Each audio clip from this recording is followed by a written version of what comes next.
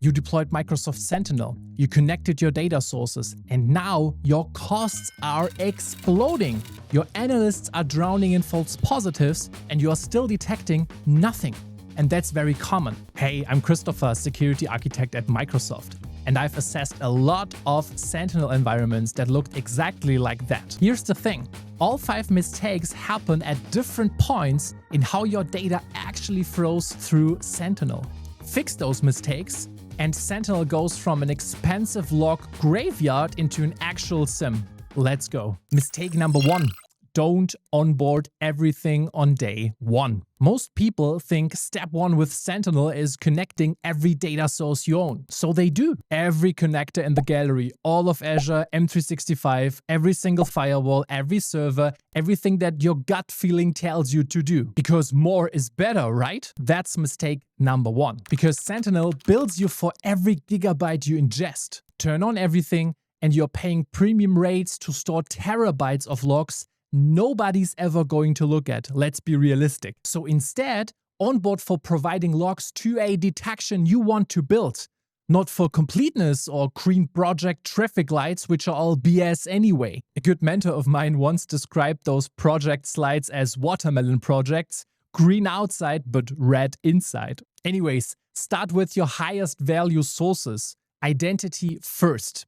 Enter ID, sign-in and audit logs, for example, then the Defender XDR and the other security-related logs. And only add a source when you've got a use case that actually needs it. And if you're really pro, you're using the MITRE ATT&CK map in Sentinel to see which adversary tactics, techniques, and procedures actually apply to your company. Then let that decide which data sources to onboard and which use cases to build, not the other way around. This is also called threat-informed defenses, because we make security decisions based on the threats that are actually applicable to us. And as a rule of thumb here, every connector you switch on is a line item on your Sentinel bill.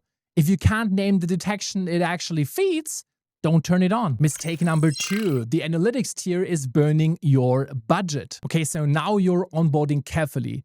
But here's where beginners quietly burn the budget away. They dump everything into the analytics tier. Sentinel gives you tiers to store your data. The analytics tier is the hot, expensive one, because you have full KQL, you have real-time detections, and more. And then there's the data lake tier. This is way cheaper and it's built for huge volumes, still there to query when you need it. Beginners put everything in analytics, including the chatty, low-value stuff like verbose, network, and firewall logs you will not need in a lot of cases. You're paying hot prices for cold data, essentially. So instead, just tier it. Analytics tier for the data you actively detect and hunt with today. Data lake for the high volume logs you mostly need for investigations, compliance, or long-term retention. Same data, available when you want it, but at a fraction of the cost. And the rule of thumb here is that the analytics tier is what you watch all the time.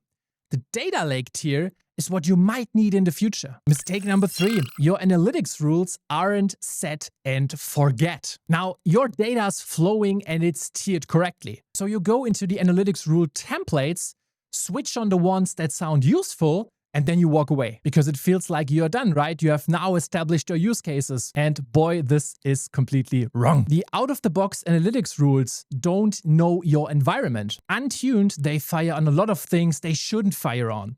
Your backup service looks like data exfiltration. Your admin's normal Tuesday troubleshooting looks like an attack. And here's the real cost. If you just turn on analytics rules and you don't tune them, you will be buried in a lot of false positives, and even worse, you will also have a lot of false negatives. So actual alerts that didn't fire because you didn't appropriately tune your rules. That's one of the worst things to have in a SOC. Also, you don't want your analysts getting flooded by hundreds or thousands of alerts because you just don't tune them correctly. Tuning isn't a one-time setup. It's a big part of the job in a SOC. So keep adjusting detection thresholds. Keep adding exceptions for known good behavior, and also review your noisiest rules constantly, because detection engineering never really stops. As a rule of thumb, a rule you deployed and never tuned isn't a detection. It's just noise with a severity label on top. And as a nice side effect, you won't get annoyed by rules that you haven't tuned for months when you're on call at 3 a.m. in the morning. Mistake number 4. Automation rules and playbooks are not the same thing. This one isn't about cost or detections, it's pure confusion with Sentinel features. Automation rules and playbooks.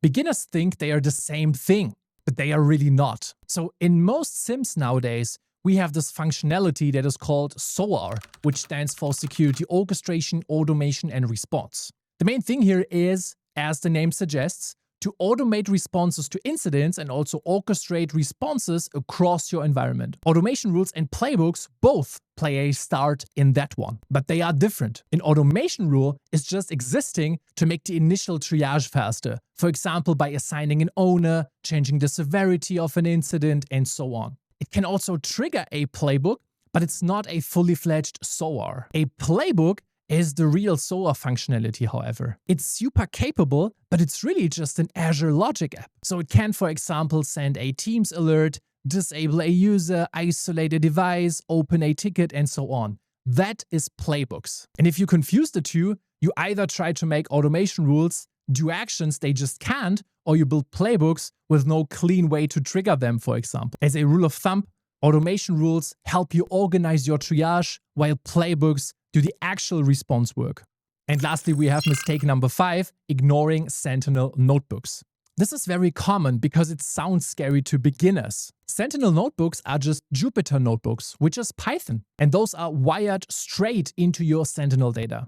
Where a KQL query in the portal asks one question, a notebook instead runs an entire investigation. It pulls the data, enriches it, charts it, runs your detection logic against it, and so on. And you can rerun the whole thing with just one click. This is just way more powerful because KQL is inherently limited. It's just a query language. In Python, however, you can basically do everything. So if you skip notebooks, your hunting and whatever you do in Sentinel is just capped to what KQL is actually offering you. That's fine when you're starting out, but it's not fine if you're starting to scale in your SOC and get more mature with using Sentinel. So as a rule of thumb, KQL is nice for quick investigations and all the Sentinel native features, but notebooks are really best for more complex data analytics and real sophisticated threat hunting. So if you're serious about Sentinel, just start using notebooks. And if you're not familiar with Python, the cool thing is you will also learn Python along the way. And so those are the 5 Sentinel mistakes. How many of these are you guilty of? Be honest, drop your number in the comments.